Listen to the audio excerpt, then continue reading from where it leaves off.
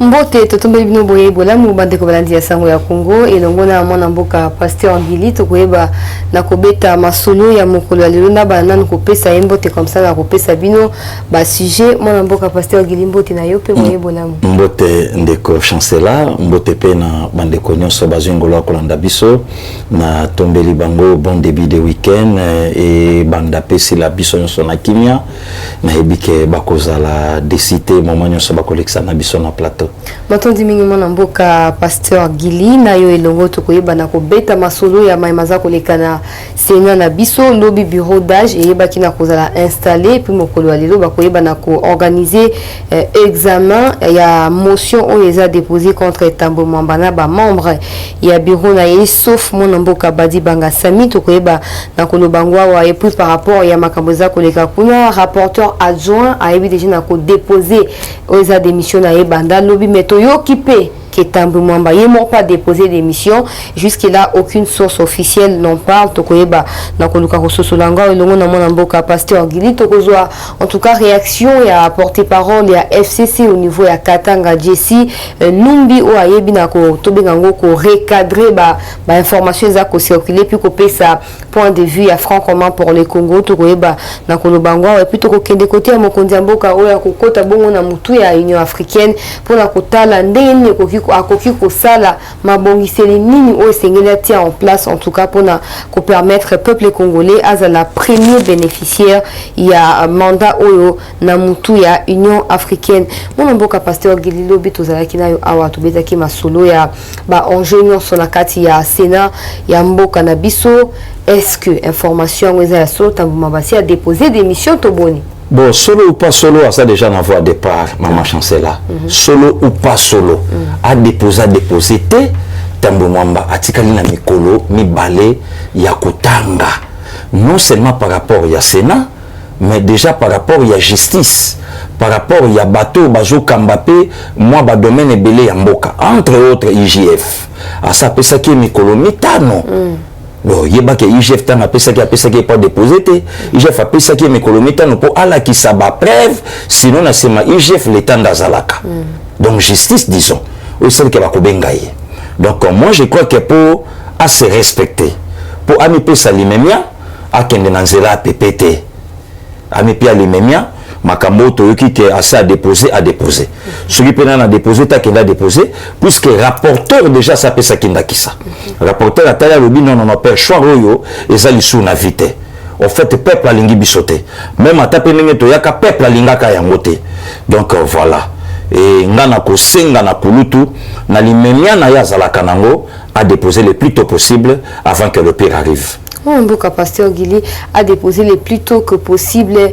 Bato baza koloba ete makambo boza ko reprocher les ezana nucléaire te avant to kota vraiment na ba réaction ya bango bato ya FCC baza ba observateur ebe baza ko kanisa ete président de la République aza ko forcer maboko ya bato ya FCC pour à écarter bango pour imposer dictature.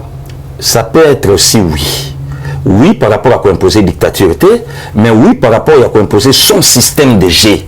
Maman chancela nana la clair na média na yebisaka mokonza mboka pour à travailler malamu il faut ba voter wana bazala l'écart maman chancela le loyo ko yebisa peuple congolais ko ba olanda biso partout dans le monde que papa Alexis Tambo Mwamba na Sénat azana pour na osonga fachi non d'ailleurs ça peut une réponse na Sénat pour na otika ba plainte quelle plainte pose-lui la question et après ça biso yano quelle plainte facha kufa ya succédé quelle plainte va destituer fachi ya succédé quelle plainte voilà déjà peut-être ce moment là preuve mososo le bina betela que lisolo bande ko ba d'accord boza la coalition na mutu le sikabo benga ye pour sauver coalition mais bino bozo benga congrès mbango pour bolongola mokonza mboka et nani a remplacé Alexis Tambo Mwamba na koloba non le président de la République n'a rien à voir na makambo pourquoi parce qu'il était mtatina ki Tambo Mwamba bazo le prochain na ba fait vrai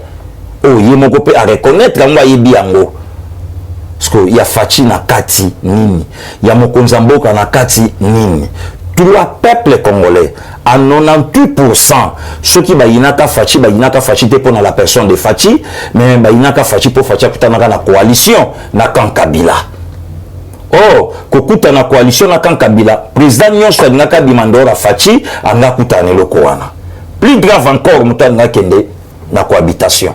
Donc, le gouvernement de la FCC, sans consulter le chef de l'État, et puis le président de la République n'a rien à voir dans le gouvernement. Parlement de la FCC, puis le chef de l'État n'a rien à voir dans le Parlement. Donc, on a fait un bureau, on a parlé de la nation, à mon niveau, on Mukanda, Banda Lobby, on a soumis un déposé. Voilà. Oh, Fachi a plus malin, malin demi, à quel bango na coalition. Tout ça, mais nous avons travaillé bien na 4-5 bino boyeba. Donc maman chancela bande et puis nous na pe na otuna bande ko na ba congolais sena ngope atama mambesalini.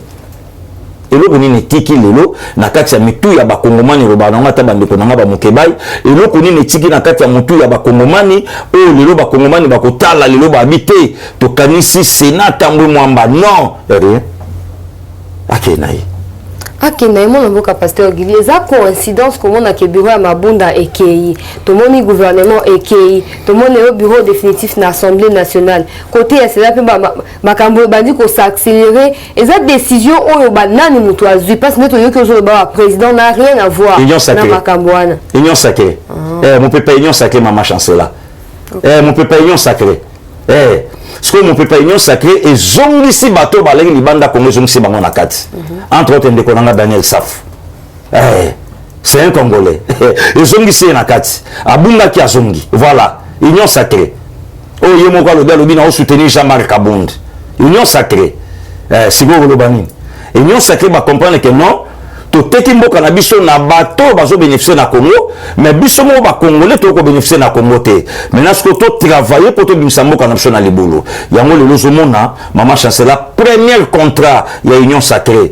ville Kitoko na Maluku donc lelo batu quand même bazo conscience ya kosunga Congo donc n'a rien à voir bureau mabunda kei pour mabunda azo défier la république mabunda azo défier l'institution président de la République. Birouké, Alexis Tambou Mwamba n'a rien à voir avec le chef de l'État.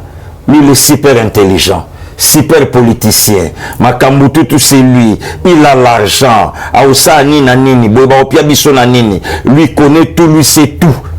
Alors, tu vas biso bato te bien le côté toi n'ambongote. Nous les minables, les pauvres. Oh ya finga bino mama chancela, le minable. Alors, tu as ce biso ba minable to bon samboka na biso. Mboka pasteur Gili bato ya FCC balobi président ya république pour na kolobangwa walokwa yo zamoko na balobi ya UDPS oyeba na ko éclairer biso ba bi président de la république asi azwaki bureau d'âge o ba installer ki lobi azwaki bango déjà na veille na saki bango na hôtel du fleuve kuna na fleuve Congo pour na ko sécuriser bango du genre à séquestrer bango pour na ko empêcher bango bazwa pression ya Tambou Mwamba azu ba téléphone na bango pour jouer lundi ba yamba mo pour la installer oyebi FCC na biloba loba oyebi FCC na lokuta maman chancela na oyebi solo bomoko bo sepela na makasi et le monde en loba no mataba ndeko ba olanda biso sikoyo baza nanga d'accord donc FCC batika fachi oyebi mutapesa professeur FCC bo panza na okautorate maponomi obeminako ba se référer na vidéo na tangi kombo pour les autres en état de droit so kosili mutuli kambo justice a polele parce que yeba ta na tangi kombo assurance ni nanango oba vandi sabata lobi boyeba soki candidat na biso abimité boyeba sort na biso donc boyeba que régime na biso bando ke na voie disparition yango Mon mboka lelo bureau d'âge bati wana eko examiner en tout cas motion pour na koyeba ko passer na ba vote ceux qui ba réussir au kozwane c'est déjà ba 61 ba si ba leki déjà nombre ya bato et sengeli c'est que ceux sali bongo Tambou Mwamba justement a kokende asakei maman chancela basala ka 109 pétition déjà ba signataire 61 parce que le bisangaye Fouadé à 61 120 ba sénateur ba 109 parce que yebisanga akende mukonini ozo batela ipo nani maman chancela via bato sake na yake de retraite kende ko pema tozana posa Congo nouveau mon pépé ya sika fachi beto chef de l'état bureau d'agesa musala gouvernement ya sika bato bakota peuple amela mai peuple azwa lutiliki peuple azwa transport banzele fungbama makambo nyonso sala makitoko où est le problème maman chancela boyela biso ko donc na lingala mususu anexa ça eloko ni esila kate yebongo na biso yevie Tambou Mwamba yebongo na biso Babi a posé qui va condition alors biso qui bolingi a démissionner le bas Congo père na bango ba poursuivre yete poursuite judiciaire bon ce que yebi kasale le côté pourquoi zo devancer maman poursuite zalate pour abiba rambo bolobi ya maman mbongo ya loba ki on a vidéo mo esi okilaki ke a mbongo ane sali mosala seigneur ko sala mais azala l'aise neti ngai bo passer gili na vandi bo poursuite judiciaire ya nini na koyebisa bato poursuite judiciaire na lingite ya nini mama chancela ya nini poursuite te pona nini ya komi nani na Congo ya Alexis Tambo mama nani na Congo poursuite landa yete justice eza au-dessus de la mêlée. Personne est au-dessus de la loi. Moutassa Nicolas Mebeko à la vérité. Azobanga via appelé ça ordre. Et puis Bobo Santé, maman chancela, ou une ça batute. Ozomona Mekolo, symbiose à vidéo, naïe, et Raza rebelle. Ozomona Nige Bimi na réseaux sociaux. Ozomona moi. On a le bangote, on a ce que je la caca, autour a passé Gili Baboro, mon chouchou. Mais Baboro et Bimi, on a les rebelles Alexis Tambo Mwamba. On a ce que je le bangote, on a ce que je sur vidéo bimate. Ah, bonne boyeko, maman chancela. Bon, vidéo, ça la vidéo, t'es mon amboka. Oh, yo bon mon angai. Oh. Vidéo, il faut ça la sous mini. Et ça, ni. Te baso rappeler bisoga o yazalaki. Ah. Baso rappeler biso na avion, ndenge zo moto likolo, na ndenga zo confirmer que na pesa ordre baboma. Bon, c'est quoi? Mais est-ce que voilà, Isaki le temps à Kabila, est-ce que bidon de football landela yé? Justice. Justice à Kabila ne fait que landela ni quand. Justice à Kabila te justice à la Mboka. Kasi balobaka bato nyoso fachano mais ba juge à Kabila. Bon, c'est quoi? Ah, ça est le vote. Bato ana tout bato Kabila. Ah, fachi vraiment. Bon, le sous justice ça moi comme que non, boyela ndanga tete. Ba omesana. Mon mboka pasteur Gili soki ndenge bon to ba kakei po zo linga na ba te ki asaki ndenge akei wana siko ba ko remplacer na nani po na yo na terme ya qualité na ba compétence to ningi suko vivre biloko ya makambo ezo leka eleka ki oyote wana nde siko lobi ya solo tolingi suko so ba président sénat lokola ba Alexis Tambo Mwamba te tolingi suko sa na ba président assemblée lokola ba Janine Mabunda te lelo so mona toujours bato mo compétent même atapé na sénat bato malonga bazali oyo baza na po ya union sacrée oyo vision na bango ça va respecter le programme ya président de la République et permettre ma camion ce kende alima. Bati ata José Makila alobaki ke mboko eza ya moto nyonso yeboko kiko intimider te mboko eza ya moto nyonso akokende sika moko te alobaki yango bongo ya bengani moto akende libanda nani mama chancela oyo ya bengani moto akende libanda nani awa yozo tangela nga komba José Makila bato basiliki otali na ba commentaire nde bato balobi sikoyo bato basiliki bato batuni sikoyo na ministère ya transport bilani na ye ezanini bato batomboki bato balobi ye mutaza signataire ya construction ya aérogare 550 millions de dollars américains ye mutala ministre ya transport bato basiliki siko tango yo loba nanga likambo ya kombo oyo yotangeli ngai bato batomboki mutaloba na biso régime ya Joseph Kabila ya bantoki régime bato akisi ya bato mitema mabe kombona oyo tangi mais moto pa gumba melaye ne bakatana libumu kwa José Makila azate ce que yozo tanga José Makila na Sénat ngana yebite mama chancela to tanga makambo bandeko balobi na commentaire bon to yeba soki balingi ya dossier on peut avoir 550 millions et kotaka botoka qui oh non il faut se justifier justice est là en tout cas puisque on kanzaka que justice a ozo pona bato bazaki na Kabila bazaba intouchable bongo tano mamba José Makila za na po Tambo Mwamba bongo na ke Kimbembe Mazunga voilà sous comme akendate 8 millions ancien gouverneur de la ville province de Kinshasa DG à CNSS akendate ana makalate bongo siko nde soki komi na tourne tokende nde malembe biso nde toana posa ya bambongo na biso ejonga totonga Congo na biso voilà kotanga bakomba bato wana te kotanga te mais bango ba gérer mboko yo mona mboka totanga ba te po bango nde neti 550 millions to e place ekenda te kotanga bango te na kojonga na musala bango ba kojonga lisute bango tanga nde bango justice alandela bango po bato balieba tala bango basaleli kelemba ba millions ya mama chancela to vandi bongano yo déjà bandoko ministre le combien on va les 4 millions mo kiebo yo pe 3 millions on a jusqu'au tuningai bon passer Guinée il y a combien non nga déjà national les 12 to na cop moko to ko lia 28 na cop na to ka 3 to kabola COP na bango yango wana. Pendant ce temps peuple a souffrir. Wana ce que bango basalaka liko parce que bango basalaka likene ba millions, ba kota likene ba millions. Donc net lobi samedi, bison soto boka 1 million. Alors tout ça 15, mon tout monde 15 millions. Allez, to bandi sous samedi, bango ba kota likene ba wana, ya ba millions. Voilà. Pasteur Guilelo, on est sali que motion a visé ba membre nyonso ya bureau et visé tambo membre sauf Sami Badibang. Bon, on a si ko photo na puisque comment Sami Badibang a pétanga maki. Mais le col abimite c'est que ba sénateur va na d'accord. Oui bien que Sami Badibang a péta sauver bureau na. Puisque place Sami Badibang, il allait passer à Bochap. Copa FCC vendait déjà ko be batango ka Bochaba Katani. Donc à Bochaba Katani. Voilà. Pasteur, il y a toujours une réaction, il y a porte-parole, il y a FCC Combo, JC Numbi, à niveau, il y a Grand Katanga, à Lobi Bouena Tangilayo. Nous sommes en train de travailler pour reprendre les pouvoirs. Nous sommes en train d'affûter les armes pour les prochaines élections. C'est dans 2 ans et demi. Un grand général, lorsqu'il connaît des difficultés avec ses troupes, la première stratégie et la meilleure est de prendre un temps rempli pour réfléchir. Et nous avons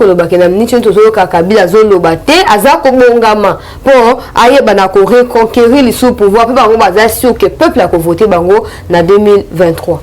Peuple parallèle ou bien peuple au Ngana Yotosa. Tala, il y a de Corona Vanda. Oh. Ndeko Vanda. Comment on est? JC Numbi. Ndeko JC Numbi Vanda. Tika makela pampamba. Botika Kabila Vanda sui mutako tungisa Kabila na bino kokuta na ngana nzela na ye. Ponga na mutu na ye. So na yebisi botika Kabila avanda azela tour na ye to kobenga ye. Botika ye. Tozo bonga na prochaine élection nani FCC na mboko. Bolango Alors que nous allons résister à toute forme de dictature. Pendant si aussi continuer en opposition, alors Kabila sa déclaration que tu continues en opposition, nous allons résister à toute dictature. Toujours cela. Le roi y a mon dictature, c'est que bango. Au moment où tu as fait un motondoki, c'est que y a mon gondoki. Le roi bango baye baka. Oh, l'ordre dans les désordres. Mon ta désordre avec un dictature. Donnez-tu bango. Abon dictature maman chancela. Ou puis dictature na katamboko. Liberté d'opinion, écoutez pas nabino. Droit d'expression écoutez partout. Oh le loi bien en dictature.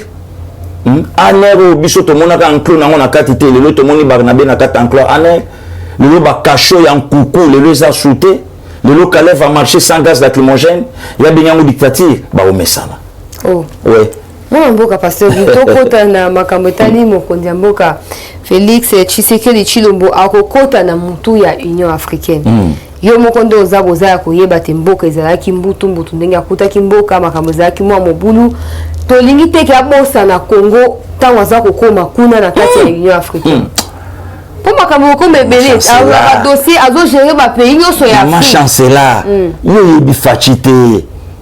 Fachi c'est un Congolais ya makila. Et l'autre memi ekuna Congo. Parce que bosa na Congo ndene. Pourtant makambo ko mamo ebele na mutu. Makambo za déjà belé. Fachi ba déjà ko gérer Afrique avant Asimba. Il y a conflit ya Rwanda na Uganda. Nana Sisiam. N'est-ce pas Fachi? Devant Lorenzo. Est-ce que a comment j'ai président africain? Non.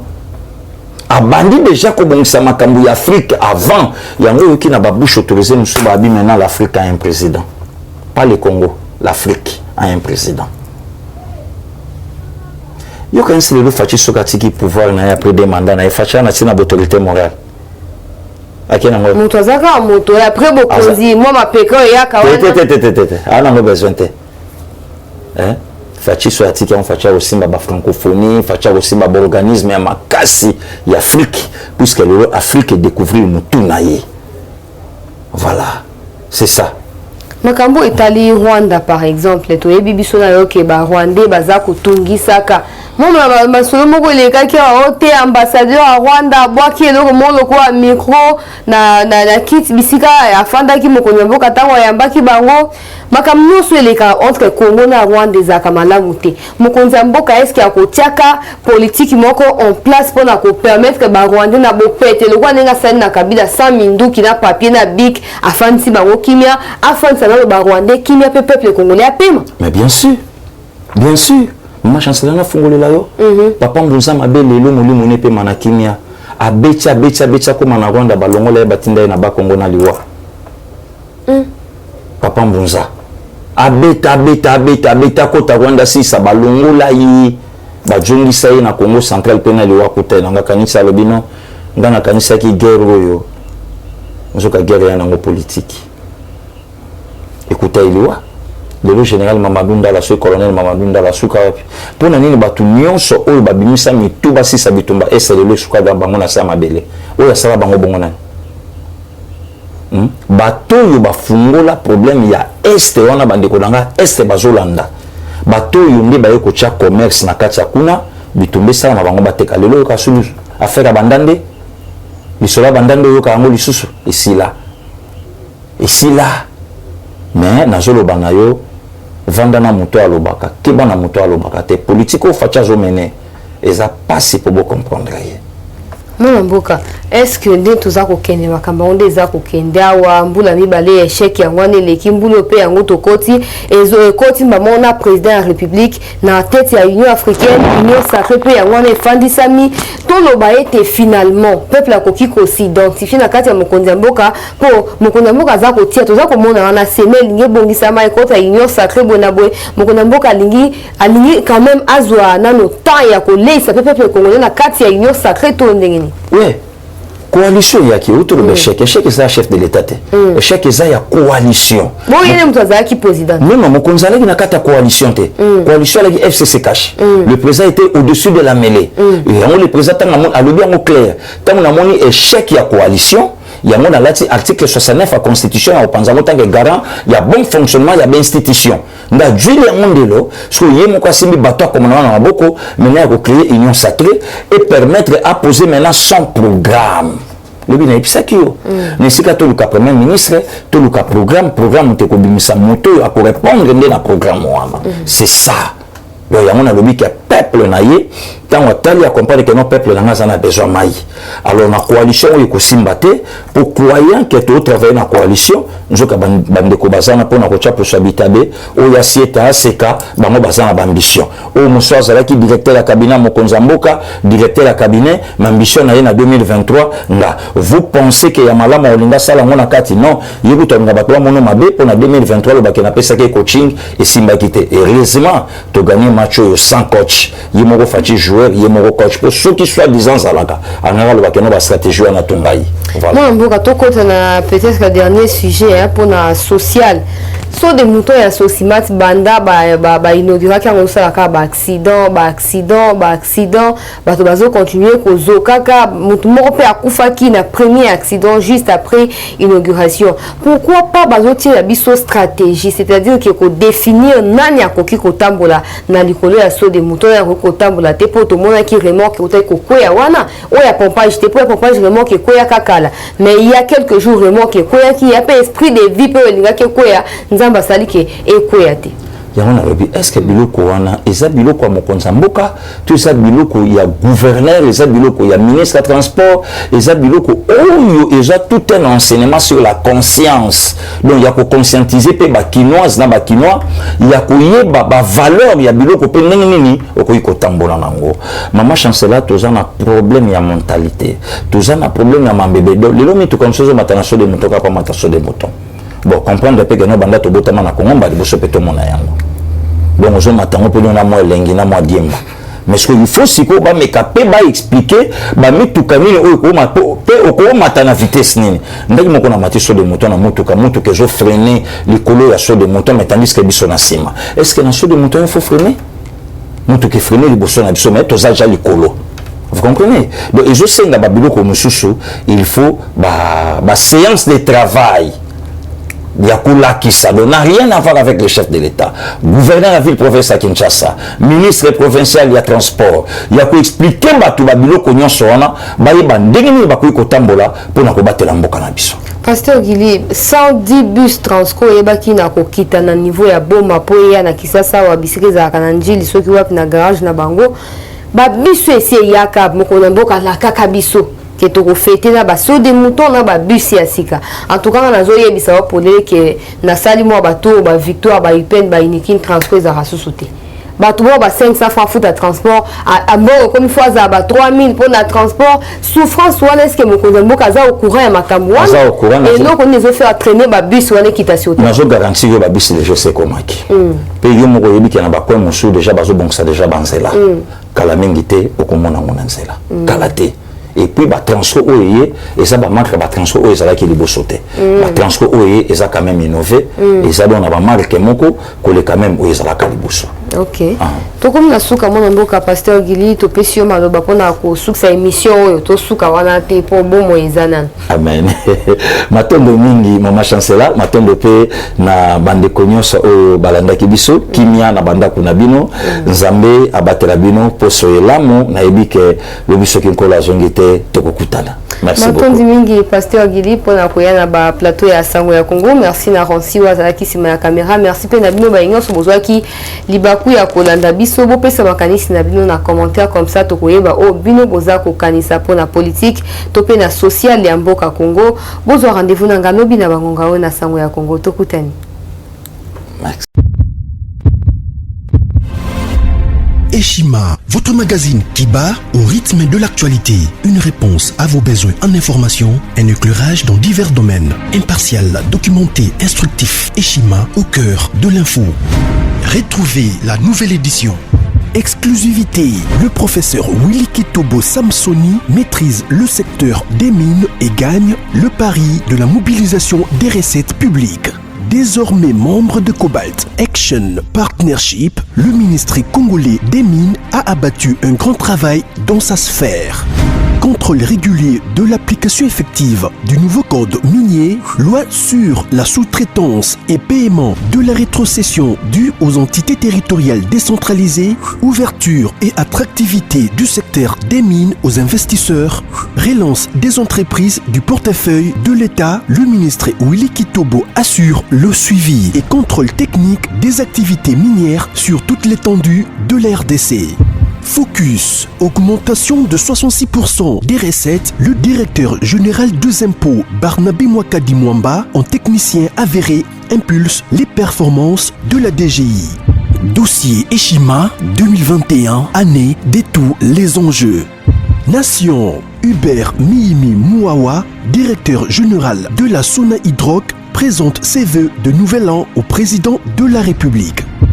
SU, la rétrospective 2019-2020 du ministre Thomas Louaka, un mandat placé sous le thème du redressement du système éducatif du supérieur. Agence de prévention et de lutte contre la corruption, un casting à refaire.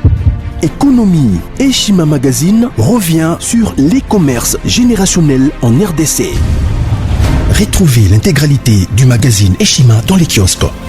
Eshima Magazine, un nouveau standard d'information.